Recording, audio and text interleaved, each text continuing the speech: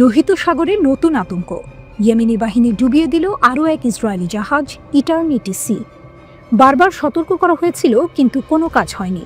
অবশেষে ইয়েমেনি সশস্ত্র বাহিনী তাদের প্রতিশ্রুতি রাখল এবং ইটারনিটি সি নামের একটি জাহাজকে ডুবিয়ে দিয়েছে, যা ইসরায়েলি বন্দরে যাচ্ছিল। এটি ইসরায়েল সম্পর্কিত জাহাজ চলাচলের বিরুদ্ধে ইয়েমেনের কঠোর অবস্থানের এক জ্বলন্ত প্রমাণ। ইটারনিটি সি ডুবে যাওয়ার নেপথ্যে ইয়েমেনি সশস্ত্র বাহিনী ঘোষণা করেছে তারা একটি নৌ সামরিক অভিযান চালিয়েছে। এই অভিযানের লক্ষ্য ছিল পণ্যবাহী জাহাজ ইটারনিটি সি, যা অধিকৃত ফিলিস্তিনের উম্মে আল রাশ বা ইলাত বন্দরের দিকে যাচ্ছিল। আক্রমণে একটি ড্রোন নৌকা এবং 6টি ক্রুজ ক্ষেপণাস্ত্র ব্যবহার করা হয়েছিল, যা আধুনিক নৌযুদ্ধের এক নতুন মাত্রা যোগ করেছে। ইয়েমেনি সশস্ত্র বাহিনীর মুখপাত্র ব্রিগেডিয়ার জেনারেল ইয়াহিয়া সারি এক বিবৃতিতে জানিয়েছেন, জাহাজটি ইয়েমেনি নৌবাহিনীর বারবার সতর্কতা উপেক্ষা করেছিল। ইসরায়েলি অধিকৃত ফিলিস্তিনের বন্দরে প্রবেশ নিষিদ্ধ থাকা সত্ত্বেও এটি সেই দিকেই যাচ্ছিল। ফলস্বরূপ জাহাজটি আঘাত হানে এবং পরবর্তীতে সম্পূর্ণভাবে ডুবে যায়। তবে একটি আশার খবর হলো, বিবৃতিতে নিশ্চিত করা হয়েছে জাহাজের ক্রুদের সকল সদস্যকে উদ্ধার করা হয়েছে। তাদের চিকিৎসা সেবা দেওয়া হয়েছে এবং নিরাপদ স্থানে স্থানান্তর করা হয়েছে। পুরো অপারেশনটি অডিও এবং ভিডিও ফুটেজ সহ সম্পূর্ণরূপে নথিভুক্ত করা হয়েছে, যা তাদের দাবিকে আরও জোরালো করেছে। ইয়েমেনি সশস্ত্র বাহিনী এই অভিযানকে ফিলিস্তিনি জনগণ এবং তাদের প্রতিরোধকে সমর্থন করার জন্য তাদের চলমান প্রচেষ্টার অংশ হিসেবে বর্ণনা করেছে। তারা দৃঢ়ভাবে ঘোষণা করেছে যে লোহিত ও আরব সাগরে ইসরায়েলি নৌযান চলাচল ব্যাহত করতে তারা সব ধরনের পদক্ষেপ নিতে থাকবে। তারা ইসরায়েলি দখলদারিত্বের সাথে সহযোগিতা করা আন্তর্জাতিক কোম্পানি এবং সরকারগুলিকে পুনরায় সতর্ক করেছে। তারা বেসামরিক নিরাপত্তার জন্য তাদের উদ্বেগের ওপর জোর দিয়েছে এবং পরিষ্কারভাবে জানিয়ে দিয়েছে যে বারবার সতর্কীকরণ উপেক্ষা করার ফলেই এই জাহাজটিকে লক্ষ্যবস্তু করা হয়েছে। দ্বিতীয় জাহাজ ডোবানোর ঘটনা। এই ঘটনাটি কয়েকদিনের মধ্যে ইয়েমেনি সশস্ত্র বাহিনী কর্তৃক ডুবিয়ে দেয়া দ্বিতীয় জাহাজ। এর আগে তারা 2টি ড্রোন নৌকা, 5টি ব্যালিস্টিক ও ক্রুজ ক্ষেপণাস্ত্র এবং 3টি ড্রোন ব্যবহার করে লোহিত সাগরে ম্যাজিক সিজ জাহাজটিকে লক্ষ্য করে। সেই জাহাজটিও সরাসরি আঘাত হানে এবং সম্পূর্ণরূপে ডুবে যায়। এই দুটি ঘটনা প্রমাণ করে ইয়েমেন কেবল মুখে বলছে না, তারা কার্যকর পদক্ষেপও নিচ্ছে। বিবৃতিতে আরও জোর দেওয়া হয়েছে যে সানার অবস্থানের মূল লক্ষ্য হল ইহুদিবাদী সত্তা এবং তার মিত্রদের গাজার উপর থেকে অবরোধ তুলে নিতে এবং তাদের আগ্রাসন বন্ধ করতে বাধ্য করা। বিবৃতিতে নিশ্চিত করে বলা হয়েছে যে ফিলিস্তিনি উদ্দেশ্য এবং এর রক্ষকদের সমর্থনে সামরিক অভিযান অব্যাহত থাকবে এবং আরও তীব্র হবে। এই ঘটনাগুলি আঞ্চলিক ভূ রাজনৈতিক পরিস্থিতিতে নতুন করে উত্তেজনা সৃষ্টি করেছে। লোহিত সাগরের নিরাপত্তা এখন এক বড় প্রশ্নবোধক চিহ্নের মুখে। আন্তর্জাতিক বাণিজ্য রুটে এই ধরনের হামলা বৈশ্বিক অর্থনীতিতে কী প্রভাব ফেলবে, সেটাই এখন দেখার বিষয়। ইয়েমেনের এই পদক্ষেপগুলো কি ইসরায়েলকে পিছু হটতে বাধ্য করবে, নাকি সংঘাত আরও বাড়িয়ে তুলবে?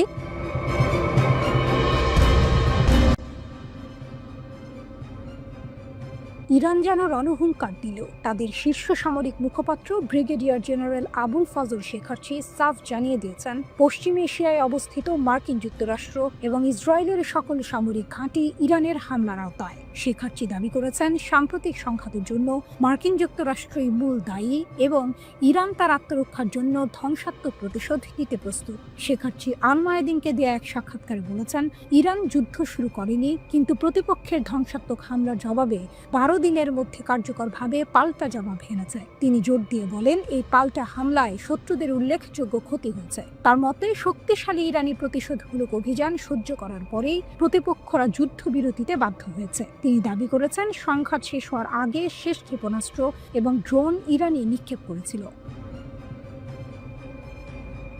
শেখার্চি দাবি অনুযায়ী অসংখ্য ইসরায়েলি সামরিক, নিরাপত্তা এবং গবেষণা কেন্দ্র সম্পূর্ণরূপে ধ্বংস হয়ে গেছে। শুধু তাই নয়, তিনি কাতারের আল উদেইদ বিমান ঘাঁটিতে অবস্থিত মার্কিন বাহিনীর মারাত্মক ক্ষয়ক্ষতির কথাও জানিয়েছেন।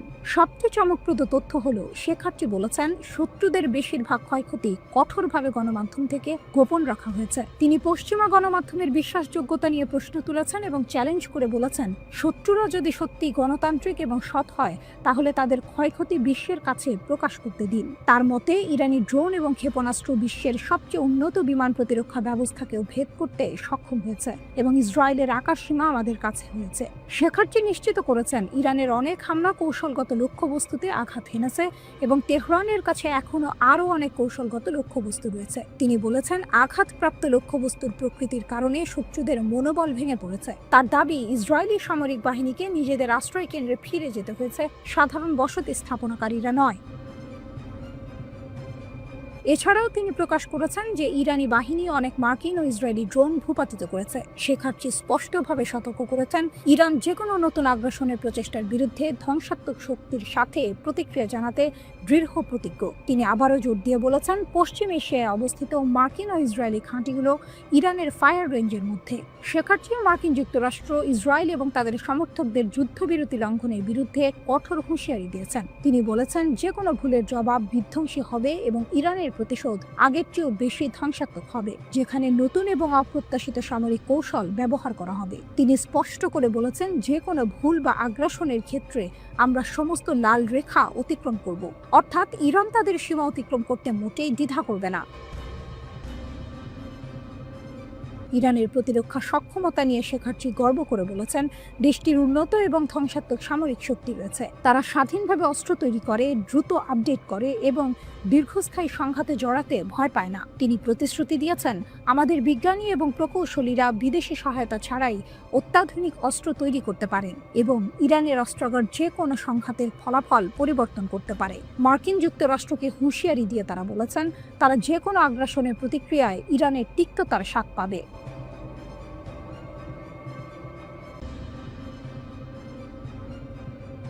ইরানের পরবর্তী প্রতিশোধ, নেতানিয়াহুকে বাঁচাতে পারবে না আমেরিকা। ইরানের সামরিক প্রধান major general Abdur Rahim Musavi ইসরায়েলের আগ্রাসনের বিরুদ্ধে প্রতিশোধ নেওয়ার প্রতিশ্রুতি দিয়েছেন। তার মতে এই প্রতিশোধ এতটাই ভয়াবহ হবে যে আমেরিকা ও ইসরায়েলি প্রধানমন্ত্রী বেনিয়ামিন নেতানিয়াহুকে বাঁচাতে পারবে না, যিনি তেল আবিবের বিরুদ্ধে সাম্প্রতিক যুদ্ধের নির্দেশ দিয়েছিলেন। তেহরানে এক অনুষ্ঠানে মুসাভি বলেন ইরানের সর্বোচ্চ নেতা আয়াতুল্লাহ সাইয়েদ আলী খামেনির নির্দেশ অনুসারে এই প্রতিশোধের পরিকল্পনা করা হয়েছে। মুসাভি আরও বলেন তবে এটি বাস্তবায়নের সুযোগ তৈরি হয়নি, কিন্তু তিনি জোর দিয়ে বলেছেন যে ইসরায়েল যদি আবারও ইরানকে আক্রমণ করে তবে তেহরান নিশ্চিতভাবেই প্রতিশোধ নেবে। যদি তারা আবার ইরানে আক্রমণ করে তাহলে তারা দেখতে পাবে আমরা কি করতে সক্ষম। সেক্ষেত্রে এমনকি মার্কিন যুক্তরাষ্ট্র ইসরায়েলি প্রধানমন্ত্রী বেনিয়ামিন নেতানিয়াহুকে বাঁচাতে পারবে না। ট্রু প্রমিস ট্রি, ইসরায়েলের বিরুদ্ধে ইরানের ক্ষেপণাস্ত্র হামলা। গত 13 জুন থেকে শুরু হওয়া 12 দিনের সংঘাতে ইরান মার্কিন সমর্থিত ইসরায়েলের বিরুদ্ধে তীব্র প্রতিশোধমূলক হামলা চালায়। ইসরায়েলি আগ্রাসন শুরুর পরপরই ইরানের সশস্ত্র বাহিনী দ্রুত এবং জোরালোভাবে অধিকৃত ফিলিস্তিনি ভূখণ্ডের গভীরে গুরুত্বপূর্ণ পারমাণবিক, সামরিক এবং শিল্প অবকাঠামো লক্ষ্য করে নির্ভুল হামলা চালায়। অপারেশন ট্রু প্রমিস ট্রি এর অংশ হিসেবে ইরান শত শত ব্যালিস্টিক ক্ষেপণাস্ত্র ব্যবহার করে। এর মধ্যে ছিল সুপারসনিক ক্ষেপণাস্ত্র, পাশাপাশি অসংখ্য ড্রোন। এই হামলাগুলো ইসরায়েলের অর্থনৈতিক কেন্দ্র তেল আবিব, সবচেয়ে গুরুত্বপূর্ণ গভীর সমুদ্র বন্দর হাইফা এবং আধুনিক উন্নয়ন ও প্রযুক্তি কেন্দ্র বীর সেবাকে লক্ষ্য করে চালানো হয়েছিল। যুদ্ধবিরতি ও মার্কিন যুক্তরাষ্ট্রের ভূমিকা। ইরানের অবিরাম পাল্টা হামলা ইসরায়েল সরকার অভিভূত হয়ে পড়ে এবং যুদ্ধবিরতি চাইতে বাধ্য হয়। যদিও মার্কিন যুক্তরাষ্ট্রের কিছু উন্নত ক্ষেপণাস্ত্র ব্যবস্থা, ইরানি ক্ষেপণাস্ত্র এবং মনুষ্যবিহীন বিমানবাহী যান প্রতিহত করার জন্য ইসরায়েলের অস্ত্রাগারে জোর দিয়েছিল, তবুও পরিস্থিতি সামাল দেওয়া কঠিন হয়ে পড়েছিল। যুদ্ধের শেষের দিকে ইসরায়েলের সাহায্যের আবেদনে সাড়া দিয়ে যুক্তরাষ্ট্র নিজেও হামলায় যোগ দেয়, কিন্তু তারপরেও যুদ্ধবিরতির আহ্বান জানানো হয়। মুসাভি উল্লেখ করেছেন যে ইরানের প্রতিক্রিয়ায় একটি প্রাথমিক প্রতিরোধমূলক পর্যায় ছিল যা কঠোরভাবে সম্পন্ন হয়েছিল এবং তারপরে শাস্তিমূলক অভিযান চালানো হয়েছিল। মুসাভি ইরানি জাতিকে অভিনন্দন জানিয়ে বলেন ইরানের মহৎ জনগণ ঐক্য ও সংহতির সাথে শত্রুর মুখোমুখি দৃঢ়ভাবে দাঁড়িয়েছিল, শত্রুকে তাদের সামনে মাথা নত করতে বাধ্য করেছিল। তিনি আরও বলেন সশস্ত্র বাহিনী এবং জনগণ উভয়ই যে কোনো নতুন আগ্রাসনের মুখোমুখি হওয়ার জন্য সতর্ক এবং প্রস্তুত। ইরানি সামরিক প্রধানের মতে ইরানের প্রতিপক্ষদের জানা উচিত যে ইরানি জাতি সহজে তার মর্যাদা এবং স্বাধীনতা অর্জন করতে পারেনি। শিশু হত্যাকারী সন্ত্রাসীদের তাদের জায়গায় স্থাপন না করা পর্যন্ত তারা বিশ্রাম নেবে না। তিনি জাতিকে রক্ষা করার জন্য সশস্ত্র বাহিনীর নিষ্ঠার উপর জোর দিয়ে বলেন, নিশ্চিত থাকুন, আমরা আমাদের প্রিয় শহীদদের মর্যাদা ও সম্মানের পতাকা আমাদের শেষ রক্তবিন্দু পর্যন্ত উঁচুতে রাখব।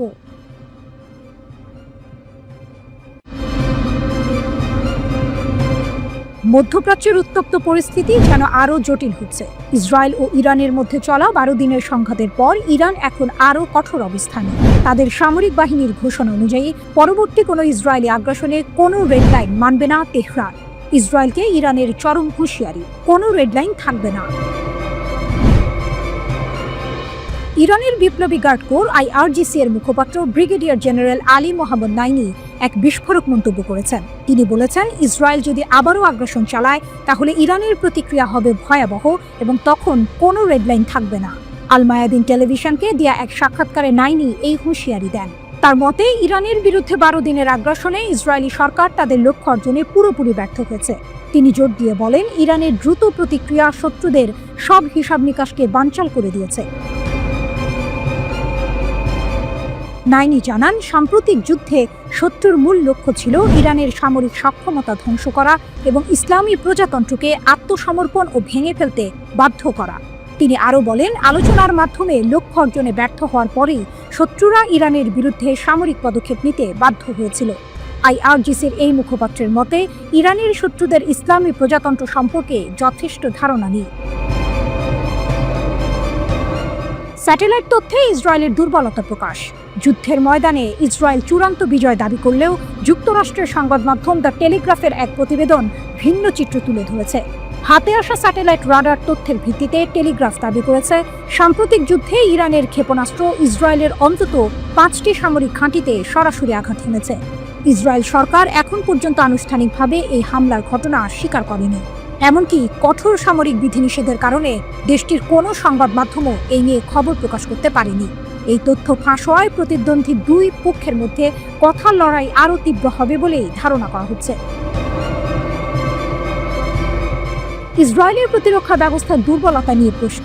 বিশেষজ্ঞরা বলছেন, সময়ের সঙ্গে সঙ্গে ইরানের ক্ষেপণাস্ত্র কেন বেশি পরিমাণে ইসরায়েল আকাশ প্রতিরক্ষা ব্যবস্থা ভেদ করতে পারল তা এখনও স্পষ্ট নয়। তবে এর সম্ভাব্য কারণ হিসেবে তারা কয়েকটি বিষয় তুলে ধরেছেন। সীমিত ইন্টারসেপ্টর। ইসরায়েল তাদের সীমিত ক্ষেপণাস্ত্র বিধ্বংসী ক্ষেপণাস্ত্র রয়ে ব্যবহার করেছিল। উন্নত ইরানি প্রযুক্তি। ইরানের ক্ষেপণাস্ত্র ছোড়ার পদ্ধতি উন্নত হয়েছে এবং তারা হয়তো আরও বেশি পরিমাণে অত্যাধুনিক ক্ষেপণাস্ত্র ব্যবহার করেছে। ইসরায়েলের আকাশ প্রতিরক্ষা ব্যবস্থায় বিভিন্ন স্তর রয়েছে। আয়রন ডোম, এটি মূলত মর্টার ও রকেটের মতো স্বল্প পাল্লার প্রজেক্টাইল থেকে সুরক্ষার জন্য তৈরি করা হয়েছে।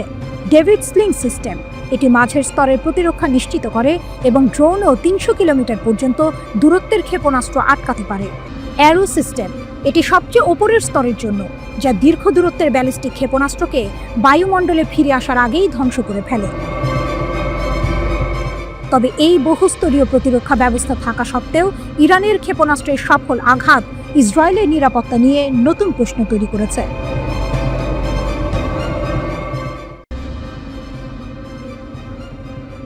মধ্যপ্রাচ্যের ভূ রাজনীতিতে প্রতিটি সংকটই যেন নতুন কোনো সুযোগের জন্ম দেয়। ইসরায়েল ইরান সংঘাতও এর ব্যতিক্রম নয়। আপাত দৃষ্টিতে এই যুদ্ধ দুই দেশের মধ্যে সীমাবদ্ধ মনে হলেও এর ঢেউ লেগেছে তুরস্কের রাজনীতিতে, যা প্রেসিডেন্ট এরদোয়ানের জন্য বয়ে আনতে পারে এক নতুন রাজনৈতিক সম্ভাবনার দুয়ার। ইসরায়েলের আগ্রাসন ও তুরস্কের জনগণের উদ্বেগ, এরদোয়ানের নতুন সুযোগ। ইসরায়েল শুধু ইরানের ওপর আক্রমণই করেনি, এটি ছিল তাদের সামরিক শক্তির এক বিশাল প্রদর্শনী। কিন্তু এই প্রদর্শন তুরস্কের নাগরিকদের মনে গভীর উদ্বেগের জন্ম দিয়েছে। পশ্চিমাদের নিষেধাজ্ঞায় জর্জরিত এবং দরিদ্র হওয়া সত্ত্বেও তুর্কিদের কাছে ইরান একটি স্থিতিশীল দেশ। তাছাড়া ইরানিদের রয়েছে এক সমৃদ্ধ প্রাচীন ইতিহাস ও সাহিত্য সম্ভার, এবং তুর্কিরা পশ্চিমা আধিপত্যের বিরুদ্ধে ইরানিদের প্রতিরোধ ও তাদের ধর্মীয় নেতৃত্বের প্রতি আস্থাকে সম্মান করে। ইরাক বা লেবাননের ওপর হামলার চেয়ে ইরানের ওপর ইসরায়েলি হামলার ঘটনা তুরস্কে ভিন্নভাবে প্রতিক্রিয়া সৃষ্টি করেছে। তুর্কিরা এখন মনে করছে ইসরায়েলের আসলে আরও বড় উদ্দেশ্য রয়েছে, যেমন বৃহত্তর ইসরায়েল গঠন এবং আঞ্চলিক আধিপত্য বিস্তার। এর ফলে তুরস্কের নাগরিকদের মধ্যে এই বিশ্বাস দানা বাঁধছে যে তুরস্কই হতে পারে ইসরায়েলের পরবর্তী লক্ষ্য। ইরানে হামলার পর তুর্কিদের রাজনৈতিক মতাদর্শ নির্বিশেষে সবার প্রথম ও প্রধান উদ্বেগ তৈরি হয়েছে তুরস্কের নিজস্ব প্রতিরক্ষা ব্যবস্থার বর্তমান অবস্থা নিয়ে। সামাজিক যোগাযোগ মাধ্যমে বারবার প্রশ্ন উঠছে, তুরস্কের ক্ষেপণাস্ত্র কর্মসূচির কি অবস্থা? আমাদের বিমান প্রতিরক্ষা ব্যবস্থা কি F-35 শনাক্ত করতে পারবে? এই প্রশ্নগুলো ইরান ইসরায়েল যুদ্ধ চলাকালে দৈনন্দিন আলোচনার প্রধান বিষয়বস্তু ছিল।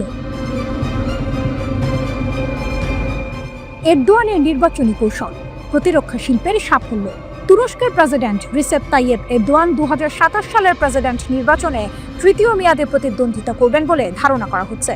তুর্কি জনগণের এই প্রশ্নগুলোর উত্তর দেওয়ার জন্য তিনি প্রস্তুত। এরদোয়ান ইতিমধ্যে তুরস্কের প্রতিরক্ষা শিল্পকে অগ্রাধিকার দেয়া এবং এর আন্তর্জাতিক স্বীকৃতি অর্জনের বিষয়ে বেশ সুনাম কুড়িয়েছেন। ইস্তাম্বুলের সাবেক মেয়র এক্রেম দুর্নীতি মামলায় গ্রেপ্তার এবং অর্থনৈতিক সংকটের বাইরে এরদোয়ান যেখানে আত্মবিশ্বাসের সঙ্গে নিজের সাফল্য দেখতে পারেন তা হল নিজস্ব প্রতিরক্ষা শিল্পের বিকাশ। প্রেসিডেন্ট প্রার্থী হিসেবে পুনরায় নির্বাচনী প্রচারাভিযানে নামার ক্ষেত্রে এরদোয়ান ইসরায়েল ও তুরস্কের তুলনামূলক প্রতিরক্ষা বিষয়ক অর্জনগুলোর ওপর জোর দিতে পারেন। 2023 সালে নির্বাচনের আগে তিনি তুর্কি নৌবাহিনীর ফ্ল্যাগশিপ টিসিজি আনাদোলুকে সামনে এনেছিলেন। এই বিশাল জাহাজে সাধারণ তুর্কি নাগরিকদের ওঠার সুযোগ দেওয়া হয়েছিল এবং তারা এর বিশালতা নিয়ে মুগ্ধ হয়েছিলেন। নির্বাচনের মাত্র 34 দিন আগে জাহাজটি সামরিক শক্তিতে যোগ করা হয়, যা এরদোয়ানের জন্য একটি বড় নির্বাচনী কার্ড ছিল। ইরান ইসরায়েল যুদ্ধের কারণে তুরস্কের তৈরি আকাশ প্রতিরক্ষা ব্যবস্থা ও ক্ষেপণাস্ত্রের সক্ষমতার প্রতি তুর্কি নাগরিকদের মনোযোগ আরও বেশি থাকবে। এরদোয়ানও নির্বাচনী প্রচারণার সময় এই বিষয়ে সুনির্দিষ্ট উত্তর দিতে ভালোভাবে প্রস্তুত হচ্ছেন। তুর্কিদের সংখ্যাগরিষ্ঠ একটা অংশ বিরোধীদের তুলনায় এরদোয়ানকে স্থিতিশীল তুরস্কের শক্তি হিসেবে দেখে। ক্রমবর্ধমান অস্থির এই অঞ্চলে দেশ পরিচালনার জন্য বিরোধীদের মধ্যে প্রয়োজনীয় অভিজ্ঞতা ও সংকল্পের অভাব রয়েছে বলে তারা মনে করে। টিসিজি আনাদোলু, সামরিক শক্তির নতুন প্রতীক। টিসিজি আনাদোলু জাহাজ সংযোজন তুর্কি সামরিক বাহিনীর জন্য একটি গুরুত্বপূর্ণ পদক্ষেপ। এটি এক ব্যাটালিয়নের একটি বাহিনী পরিবহন এবং 8টি নৌযান বহন করতে সক্ষম। এমনকি বিমান পরিচালনাও করা সম্ভব এই জাহাজ থেকে। এটিকে অত্যাধুনিক ড্রোনের চেয়েও বড় কিছু সামরিক সম্পদ হিসেবে দাবি করা হয়ে থাকে। ইরান ইসরায়েল যুদ্ধ নিয়ে এরদোয়ানের প্রতিক্রিয়া ছিল লক্ষণীয়ভাবে সংযত ও গঠনমূলক। তিনি ট্রাম্পের সঙ্গে একটি আলাদা যোগাযোগের চ্যানেল খোলার চেষ্টা করেছিল, যার মধ্য দিয়ে ইস্তাম্বুলে একটি মার্কিন ইরান বৈঠক করা হয়। যুদ্ধকালীন এরদোয়ানের মন্তব্যগুলো আগের মতো আক্রমণাত্মক ছিল না, যা তার কৌশলগত দূরদর্শিতা প্রমাণ করে।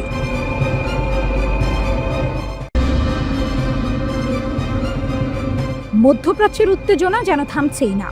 ইরান ইসরায়েল সংঘাতের পর এখন পারমাণবিক কর্মসূচি নিয়ে নতুন করে বিতর্ক শুরু হয়েছে। মার্কিন প্রেসিডেন্ট ডোনাল্ড ট্রাম্পের মন্তব্যে সেই বিতর্কের আগুন আরও উস্কে উঠেছে। ট্রাম্পের বিস্ফোরক মন্তব্য, ইরান কি নতুন স্থানে পারমাণবিক কর্মসূচি শুরু করবে? মার্কিন প্রেসিডেন্ট ডোনাল্ড ট্রাম্প এক বিস্ফোরক মন্তব্য করেছেন। এয়ারফোর্স ওয়ানে সাংবাদিকদের সঙ্গে কথা বলার সময় ট্রাম্প বলেছেন, ইরান নতুন স্থানে তাদের পারমাণবিক কর্মসূচি শুরু করতে পারে।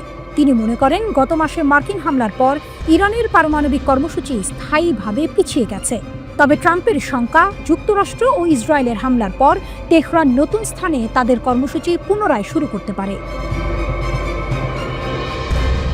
তিনি আরও উল্লেখ করেন যে ইরান পারমাণবিক কর্মসূচি পরিদর্শনের অনুমতি দিতে বা ইউরেনিয়াম সমৃদ্ধকরণ বন্ধ করতে রাজি হয়নি। এর আগে যুক্তরাষ্ট্রের প্রতিরক্ষা দফতর পেন্টাগন জানিয়েছিল, মার্কিন বিমান হামলায় ইরানের 3টি পরমাণু স্থাপনায় পারমাণবিক কর্মসূচি 1 থেকে 2 বছর পিছিয়ে গেছে। পেন্টাগনের মুখপাত্র শন পার্নেল বলেন, হামলার লক্ষ্যবস্তু হওয়া 3 ইরানি পারমাণবিক স্থাপনা ধ্বংস করা হয়েছে। তার ভাষ্য, আমরা অন্তত 1 থেকে 2 বছর তাদের কর্মসূচি পিছিয়ে দিতে পেরেছি। গোয়েন্দা মূল্যায়ন এমনটাই বলছে। ইসরায়েল যুক্তরাষ্ট্রের সমন্বিত হামলা ও ক্ষয়ক্ষতি নিয়ে ভিন্ন মত। নতুন করে পরমাণু চুক্তির লক্ষ্যে ওয়াশিংটন তেহরান পরোক্ষ আলোচনার মধ্যেই 13 জুন ইসরায়েল সামরিক আগ্রাসন শুরু করে, যার লক্ষ্য ছিল ইরানের পারমাণবিক কেন্দ্র ধ্বংস করা। এর 1 সপ্তাহ পর ইসরায়েলের সঙ্গে যোগ দেয় যুক্তরাষ্ট্র। গত 21 জুন মার্কিন B-2 স্টেলথ বোমারু বিমান ইরানের ফোর্দো পারমাণবিক স্থাপনা সহ 3টি পরমাণু কেন্দ্রে বোমা ফেলে। ওই দিনই ট্রাম্প দাবি করেন, ইরানের পরমাণু কার্যক্রম শেষ করে দেওয়া হয়েছে। অন্যান্য কর্মকর্তারাও একই দাবি করেন। তবে মার্কিন গোয়েন্দা সংস্থাগুলোর তথ্যে ক্ষয়ক্ষতি নিয়ে ভিন্নতা দেখা গেছে। পেন্টাগনের গোয়েন্দা শাখা ডিফেন্স ইন্টেলিজেন্স এজেন্সি ডিআইএ জানিয়েছে, এই হামলায় ইরানের পারমাণবিক কর্মসূচি মাত্র কয়েক মাস পিছিয়ে গেছে, ধ্বংস হয়নি। ইরান ইউরেনিয়াম সমৃদ্ধকরণ বন্ধে রাজি নয়, ট্রাম্পের উদ্বেগ। মার্কিন প্রেসিডেন্ট ডোনাল্ড ট্রাম্প বারবার বলেছেন, ইরান তাদের পারমাণবিক কর্মসূচির পরিদর্শন মেনে নেয়নি এবং ইউরেনিয়াম সমৃদ্ধকরণ বন্ধ করতেও সম্মত হয়নি। হোয়াইট হাউসে স্বাধীনতা দিবস উদযাপন শেষে এয়ারফোর্স ওয়ানে নিউ জার্সি যাওয়ার পথে সাংবাদিকদের সঙ্গে আলাপকালে ট্রাম্প বলেন, তিনি বিশ্বাস করেন ইরানের পারমাণবিক কর্মসূচি স্থায়ীভাবে ক্ষতিগ্রস্ত হয়েছে, যদিও ইরান এটি অন্য কোনো স্থানে আবার শুরু করতে পারে। রয়টার্স এ খবর জানিয়েছে। সাংবাদিকদের ট্রাম্প বলেন, আমি বলবো এটা স্থায়ীভাবে পিছিয়ে গেছে। আমার মনে হয় ওদের অন্য কোনো স্থানে আবার শুরু করতে হবে, আর যদি ওরা শুরু করে তাহলে সেটা হবে এক বড় সমস্যা। তিনি আরও বলেন, তেহরানকে আবার পারমাণবিক কর্মসূচি শুরু করতে দেয়া হবে না এবং ইরান তার সঙ্গে বৈঠক করতে চায়। যুক্তরাষ্ট্র ও ইসরায়েল বলছে, ইরান ইউরেনিয়াম সমৃদ্ধ করছে পারমাণবিক অস্ত্র তৈরির উদ্দেশ্যে। তবে তেহরান বলছে, তাদের পারমাণবিক কর্মসূচি শুধুমাত্র শান্তিপূর্ণ উদ্দেশ্যে। গত জুনে ইসরায়েল প্রথমবারের মতো ইরানের পারমাণবিক স্থাপনাগুলোতে সামরিক হামলা চালায়। ওই সময় থেকে আইএই এর পরিদর্শকরা ইরানের কোনো স্থাপনায় প্রবেশ করতে পারেননি। যদিও সংস্থার মহাপরিচালক রাফায়েল গ্রোসি বলেছেন, পরিদর্শন ফের শুরু করাই তার সর্বোচ্চ অগ্রাধিকার। এদিকে ইরানের পার্লামেন্ট একটি আইন পাশ করেছে, যেখানে বলা হয়েছে, যতক্ষণ না তাদের পারমাণবিক স্থাপনাগুলোর নিরাপত্তা নিশ্চিত হচ্ছে, ততক্ষণ আইএই এর সঙ্গে সহযোগিতা স্থগিত থাকবে।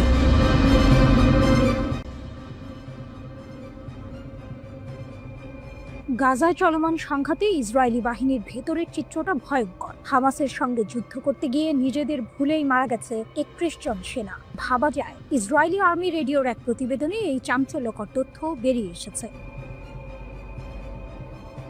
প্রতিবেদনে জানা গেছে, 2023 সালের অক্টোবরে গাজায় স্থল অভিযান শুরুর পর থেকে এ পর্যন্ত 440 জন ইসরায়েলি সেনা নিহত হয়েছেন। এর মধ্যে 72 জন মারা গেছেন অভিযান পরিচালনা সংক্রান্ত দুর্ঘটনায়, যা মোট মৃত্যুর প্রায় 16%। আরও চমকপ্রদ তথ্য হলো, নিহতদের মধ্যে 31 জনই মারা গেছেন নিজেদের ভুলবশত ছোড়া গুলিতে, যাকে সামরিক পরিভাষায় বলা হয় ফ্রেন্ডলি ফায়ার। এছাড়া গোলাবারুদ সংশ্লিষ্ট দুর্ঘটনায় মারা গেছেন 23 জন। সাঁজোয়া যানের চাকায় পিষ্ট হয়ে 7 জন, আর অজ্ঞাত গুলি বর্ষণে নিহত হয়েছেন 6 জন। অর্থাৎ ইসরায়েলি সেনারা যুদ্ধক্ষেত্রে যতটা না হামাসের আক্রমণের শিকার হচ্ছেন, তার চেয়েও বেশি ঝুঁকির মধ্যে আছেন নিজেদের সহযোদ্ধা এবং অসতর্কতার কারণে।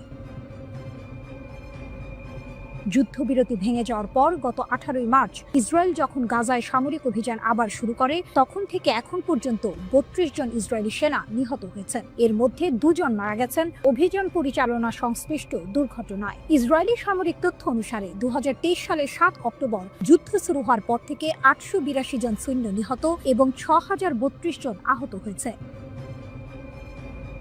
গাজা উপত্যকায় হামাস ও তার মিত্র গোষ্ঠীর গুলিতে প্রাণ হারান 2 ইসরায়েলি সেনা। এরা হলেন সার্জেন্ট আসাফ জামির এবং সার্জেন্ট ইয়ার ইলিয়াহু। আসাফ জামিরের বাড়ি ইসরায়েলের দিমোনা শহরে। তিনি ইসরায়েলি সেনাবাহিনীর 53তম আর্মোর ব্যাটালিয়নের সৈনিক ছিলেন। 4 জুলাই দক্ষিণ গাজায় ইসরায়েলি বাহিনীর অভিযান চলাকালে ট্যাঙ্ক বিস্ফোরণে নিহত হন আসাফ। তার সঙ্গে আরও 2 সেনা আহত হয়েছেন। আর ইয়াই ইলিয়াহুর বাড়ি ইসরায়েলের এজের শহরে। তিনি ইসরায়েলি সেনাবাহিনীর গাজা ডিভিশনের নর্দার্ন ব্রিগেডের একজন কমব্যাট ইঞ্জিনিয়ারিং সৈনিক ছিলেন। রকেটের আঘাতে ভারী সাঁজোয়া যান বিস্ফোরণে নিহত হয়েছেন তিনি। আন্তর্জাতিক অঙ্গন থেকে বারবার যুদ্ধবিরতির আহ্বান জানানো হলেও ইসরায়েল গাজায় তাদের বর্বরতা অব্যাহত রেখেছে। গাজার স্বাস্থ্য কর্তৃপক্ষের তথ্যানুযায়ী এই যুদ্ধে 57,000-এর বেশি ফিলিস্তিনি নিহত হয়েছেন, যাদের অধিকাংশই নারী ও শিশু। আন্তর্জাতিক অপরাধ আদালত আইসিসি ইসরায়েলের প্রধানমন্ত্রী বেনিয়ামিন নেতানিয়াহুর বিরুদ্ধে গ্রেপ্তারি পরোয়ানা জারি করেছে এবং আন্তর্জাতিক বিচার আদালতে তার বিরুদ্ধে গণহত্যার মামলা চলছে। যে 251 জন জিম্মিকে হামাসের যোদ্ধারা ধরে নিয়ে গিয়েছিল, তাদের মধ্যে অন্তত 35 জন এখনো জীবিত আছেন বলে ধারণা করা হচ্ছে। সামরিক অভিযানের মাধ্যমে তাদের উদ্ধার করার ঘোষণা দিয়েছে আইডিএফ।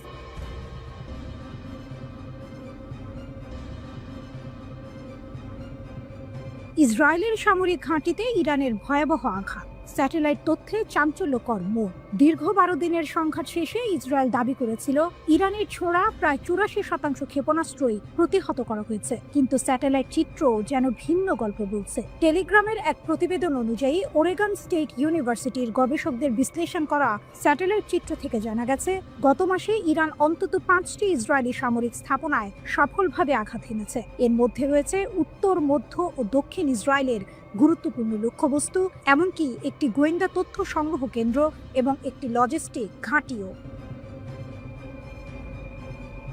রাডার স্যাটেলাইট ডেটা, লুকানো সত্যের উন্মোচন। এক চাঞ্চল্যকর তথ্য উঠে এসেছে রাডার স্যাটেলাইট ডেটার ভিত্তিতে। এই ডেটা ক্ষেপণাস্ত্র হামলার সাথে সামঞ্জস্যপূর্ণ বিস্ফোরণের ক্ষয়ক্ষতি স্পষ্টভাবে চিহ্নিত করেছে। ইসরায়েলি সামরিক বাহিনী কঠোর সেন্সরশিপ আইনের কারণে এই হামলার তথ্য আগে প্রকাশ করেনি। এমনকি যোগাযোগ করা হলে ইসরায়েলি সেনাবাহিনী এই বিষয়ে কোনো মন্তব্য করতে অস্বীকৃতি জানিয়েছে।